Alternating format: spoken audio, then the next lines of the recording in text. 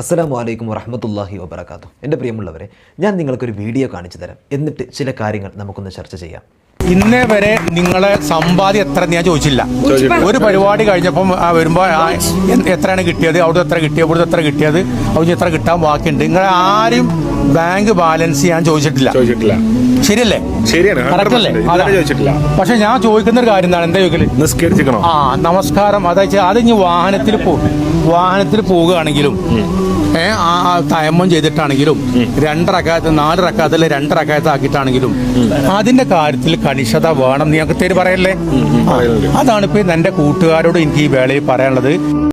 എൻ്റെ പ്രിയമുള്ളവരെ, നമ്മൾ ആ വീഡിയോ കണ്ടു. ഇവരെ അറിയാത്തവർ ഇന്ന് വളരെ ചുരുക്കമാണ്. നമ്മളൊക്കെ സോഷ്യൽ മീഡിയ ഉപയോഗിക്കുന്നവരാണ് അല്ലേ? ഉപയോഗിക്കുന്ന എല്ലാവർക്കും ഈ ഒരു ഫാമിലിയെ അറിയാം.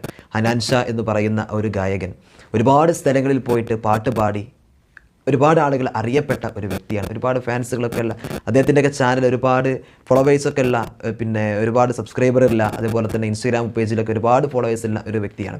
എൻ്റെ പ്രിയമുള്ളവർ, അദ്ദേഹത്തിൻ്റെ പാട്ടും അദ്ദേഹത്തിൻ്റെ ഇടപെടലുകളൊക്കെ നമുക്ക് പലയിടങ്ങളിലായിട്ട് നമ്മൾ കാണാറുണ്ട്, പല പേജുകളിലായിട്ട് നമ്മൾ കാണാറുണ്ട്. സുഹൃത്തുക്കളോടുള്ള ഇടപെടൽ, അതുപോലെ തന്നെ തൻ്റെ കൂട്ടുകാരോട്, തൻ്റെ കൂടപ്പിറപ്പുകളോടൊക്കെ ചേർത്ത് നിർത്തിയിട്ടുള്ള ആ ഒരു ഇടപെടൽ, തൻ്റെ ഉമ്മയോടുള്ള ഇടപെടൽ, ഇതൊക്കെ നമ്മൾ കാണാറുണ്ട്. എൻ്റെ പ്രിയമുള്ളവരെ, അതിൻ്റെ പുറമെ നമ്മൾ മനസ്സിലാക്കേണ്ട, വളരെ ചിന്തിക്കേണ്ട ഒരു വാക്യമാണ് ഹനാൻ ഷായുടെ ഉപ്പ അവിടെ നിന്ന് പറഞ്ഞ ഒരു വാക്ക്. നിങ്ങൾ എവിടെ പോയി വരുമ്പോഴും നിങ്ങളുടെ പരിപാടിയിൽ പൈസ കിട്ടുന്നുണ്ടോ എത്ര ഞാൻ ചോദിക്കലില്ല, അവിടെ ഇനി എന്തെങ്കിലും തരാണ്ടോ എന്ന് ഞാൻ ചോദിക്കലില്ല. പക്ഷേ ചോദിക്കുന്ന ഒരൊറ്റ കാര്യം നമസ്കാരത്തെ കുറിച്ചിട്ടാണ്. നിങ്ങൾ നിസ്കരിക്കാറില്ലേ, നിസ്കരിച്ചിട്ടില്ലേ എന്ന വിഷയമാണ്. എൻ്റെ പ്രിയമുള്ളവരെ, എന്നൊന്ന് ചിന്തിച്ച് നോക്കൂ. നമ്മൾ പലപ്പോഴും അശ്രദ്ധവാന്മാരായി പോകുന്ന ഒരു സംഭവമല്ലേ അത്? നമുക്ക് നമ്മുടെ ജോലി തിരക്ക്, നമ്മുടെ മറ്റു കാര്യങ്ങൾ, ഇതിനിടയിൽ നമ്മൾ അശ്രദ്ധരായി മാറുന്ന പ്രധാനപ്പെട്ട കാര്യമാണ് 5 വഖത്ത് നമസ്കാരം. പിന്നെ ഇവിടെ നമ്മൾ മനസ്സിലാക്കേണ്ടത്, നമ്മുടെ മക്കൾക്ക് കൊടുക്കേണ്ട ഒരു ഉപദേശമാണ് ഈ പ്രിയപ്പെട്ട പിതാവിലൂടെ നമുക്ക് മനസ്സിലാക്കാൻ കഴിയേണ്ടത്. എങ്ങനെയെന്നറിയോ? ഇന്ന് പല മക്കളോടും നമ്മുടെ പല രക്ഷിതാക്കളും പറഞ്ഞുകൊണ്ടിരിക്കുന്ന ഒരു കാര്യമുണ്ട്. എന്തെന്നറിയോ? നിങ്ങൾക്ക് ജീവിക്കണമെങ്കിൽ പണം വേണം, പണമില്ലെങ്കിൽ നമുക്ക് ജീവിക്കാൻ കഴിയില്ല, സ്ഥാനമാനങ്ങൾ ലഭിക്കില്ല. ഇങ്ങനെയാണ് പല മക്കളോടും ഇന്ന് പല രക്ഷിതാക്കളും ഉപദേശിക്കുന്നത്. നമ്മുടെ ഉപദേശം തെറ്റാണ്.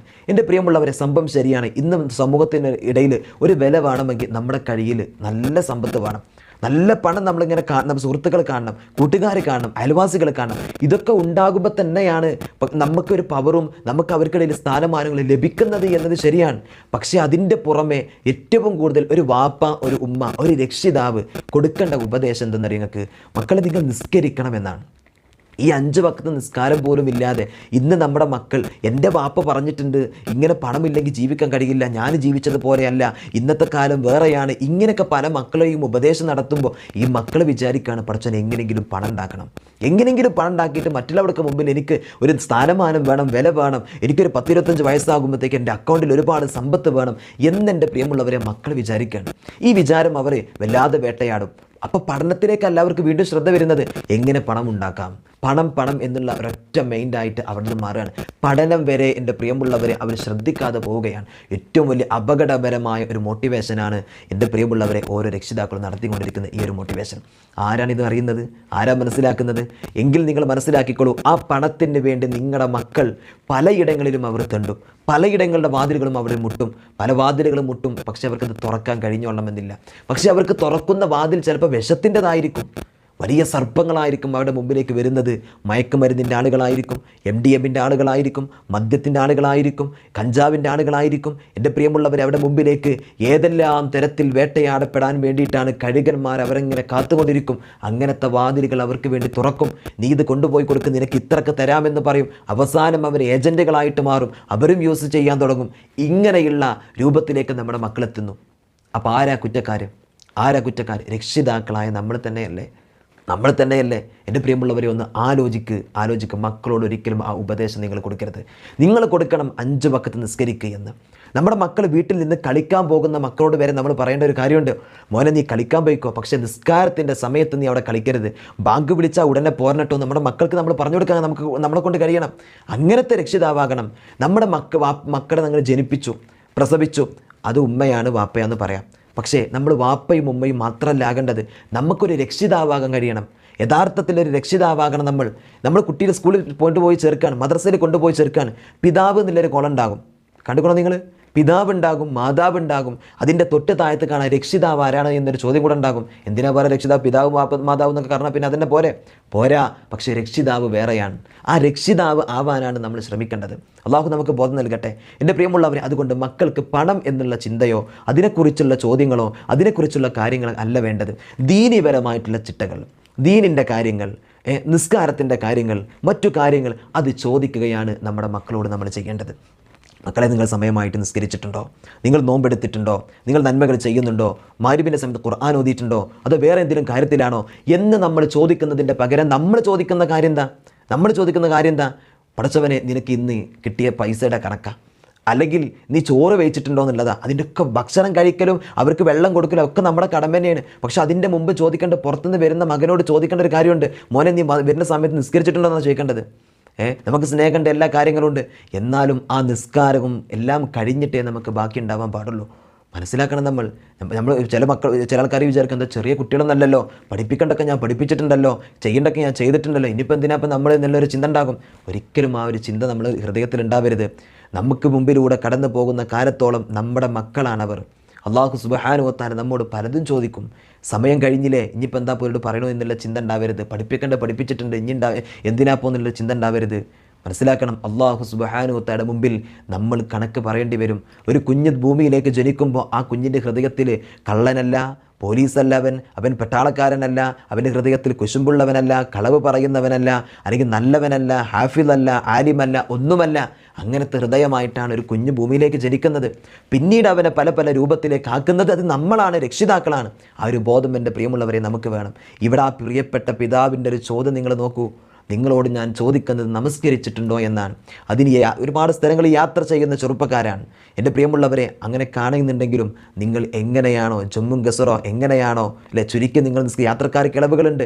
എങ്ങനെയാണെങ്കിലും എൻ്റെ പ്രിയമുള്ളവരെ, നിങ്ങൾ നിസ്കരിച്ചിട്ടുണ്ടോ എന്ന വിഷയത്തിലല്ലേ ഞാൻ നിങ്ങളോട് ചോദിക്കാറ്.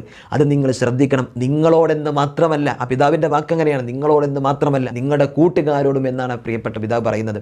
നമുക്കവിടെ വീഡിയോസ് അങ്ങനെ എടുത്ത് നോക്കിയാൽ കാണും. കുറേ കൂട്ടുകാരൊക്കെ അവിടെ വീട്ടിലൊക്കെ വന്നിട്ട് താമസിക്കുന്ന ഒരു സന്തോഷത്തിൻ്റെ നിമിഷങ്ങളൊക്കെ എൻ്റെ പ്രിയമുള്ളവരെ ചർച്ചയിൽ കാണാം, വീഡിയോസിലൊക്കെ കാണാൻ കഴിയലുണ്ട്. എന്നിരുന്നാലും എൻ്റെ പ്രിയമുള്ളവരെ, ആ ഒരു ഉപദേശമാണ് നമ്മുടെ മക്കൾക്കും നമ്മൾ കൊടുക്കേണ്ടത്. എൻ്റെ പ്രിയമുള്ളവരെ, വാപ്പ ചോദിക്കണം, മോനെ നീ നിസ്കാരത്തിൻ്റെ കാര്യത്തിൽ എങ്ങനെയാണ്? ഉമ്മ ചോദിക്കണം, നീ നിസ്കരിച്ചിട്ടുണ്ടോ എന്നുള്ള വിഷയം ചോദിക്കണം. ചോദിക്കാത്ത കാലത്തോളം എൻ്റെ പ്രിയമുള്ളവരെ, നന്മയുടെ പക്ഷത്തേക്ക് നമ്മുടെ മക്കളെ നമുക്ക് കിട്ടൂല. അവർ പണം ഉണ്ടാക്കണം എന്നുള്ള ചിന്തയിലൂടെ ഓടും. നമ്മൾ കൊടുക്കുന്ന ഉപദേശം ഉണ്ടല്ലോ, ജീവിക്കണമെങ്കിൽ പണം വേണമെന്നുള്ളത്, അല്ലെങ്കിൽ മറ്റുള്ളവരുടെ മുമ്പിൽ വലിയ ആളാകാൻ പണം വേണമെന്നുള്ളത് അല്ല. അള്ളാഹു സുബ്ഹാനഹു വ തആല തന്നെ നമ്മോട് പഠിപ്പിച്ചൊരു കാര്യമുണ്ട്.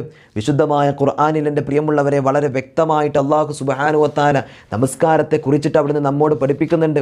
നമുക്ക് എത്ര വലിയ പ്രയാസങ്ങൾ ഉണ്ടായിക്കോട്ടെ, പ്രതിസന്ധികൾ ഉണ്ടായിക്കോട്ടെ, അള്ളാഹുവിൻ്റെ വിശുദ്ധമായ ഖുർആൻ എന്ന് എടുത്തു നോക്ക്. ആ ഖുർആനിൽ നമുക്കതിന് ഉത്തരം കാണുമല്ലോ. അള്ളാഹു സുബ്ഹാനഹു വ തആല പറഞ്ഞതാണ്, വഅ്മുർ അഹ്ലക ബിസ്സലാത്തി വസ്തബിർ അലൈഹാ ലാ നസ്അലുക റിസ്ഖ നഹ്നു നർസുഖുക വൽ ആഖിബത്തു ലിത്തഖ്വ. നിന്റെ സ്വന്തക്കാരോട് അവരോട് നീ നിസ്കാരം കൊണ്ട് കൽപ്പിക്ക്. അള്ളാഹു തആല പറയണം, വഅ്മുർ അഹ്ലക ബിസ്സലാ, അല്ലേ, നിൻ്റെ അഹ്ലുകാരെ അവരെ കൂട്ടിയിട്ട് അവരോട് നിസ്കാരം കൊണ്ട് കൽപ്പിക്ക്. നീ ക്ഷമാശീലര് ആവുകയും ചെയ്യും, ക്ഷമ കൈക്കൊള്ളുന്നവരാക്. എന്നിട്ട് അള്ളാഹു തആല പറയണം, ലാ നസ്അലുക റിസ്ഖ, നാം നിന്നോട് ഒരിക്കലും തന്നെ ഒരു ഉപജീവന മാർഗ്ഗം ഞാൻ നിന്നോട് അങ്ങോട്ട് തേടുന്നില്ല. പിന്നെയോ അള്ളാഹു തആല പറയാണ്, നഹ്നു നർസുഖുക, ആ നിസ്കാരത്തിൻ്റെ കാര്യത്തിൽ നീ ശ്രദ്ധിക്ക്, തഖ്വയുള്ളവനാക്. എന്നിട്ട് അള്ളാഹു തആല പറഞ്ഞതാണ്, നഹ്നു നർസുഖുക, എന്നാൽ ഞാൻ നിനക്ക് ഉപജീവന മാർഗ്ഗം തരും. ഞാനാണ് എനിക്ക് ഉപജീവന മാർഗ്ഗം തരും, എനിക്കൊന്നും തരണ്ട, ഞാൻ അങ്ങോട്ട് തരുമെന്ന് അള്ളാഹു സുബ്ഹാനഹു വ തആല പഠിപ്പിക്കാൻ. എൻ്റെ പ്രിയമുള്ളവരെ, അതുകൊണ്ട് നിസ്കാരത്തിൻ്റെ കാര്യത്തിൽ നമ്മളും ഉണ്ടാകണം, നമ്മുടെ മക്കളും ഉണ്ടാകണം. അത് നമ്മൾ കൽപ്പിക്കേണ്ടതാണ് നമ്മുടെ കുട്ടികളോട്. ഒരു ചെറിയ കുട്ടികളല്ലേ, ഒരു പഠിക്കണ മക്കളല്ലേ, അതിപ്പോൾ അത്ര കർശനാക്കേണ്ട ആവശ്യമുണ്ടോ? ചെയ്യരുത്. നിസ്കാരത്തിൻ്റെ കണക്ക് എങ്ങനെയാണ്? 7 വയസ്സായൊരു കുട്ടി, ആ കുട്ടിയോട് നിസ്കാരം കൊണ്ട് നമ്മൾ കൽപ്പിക്കണം, മോനെ സമയമായാൽ നിസ്കരിക്കണം കേട്ടോ എന്നുള്ളത് കൊണ്ട്, ആ സമയമായി കഴിഞ്ഞാൽ വാ എന്ന് പറഞ്ഞ് വിളിച്ചിട്ട് എന്ത് ചെയ്യണം? നമ്മൾ ആ കുട്ടിയെ നിസ്കരിപ്പിക്കണം.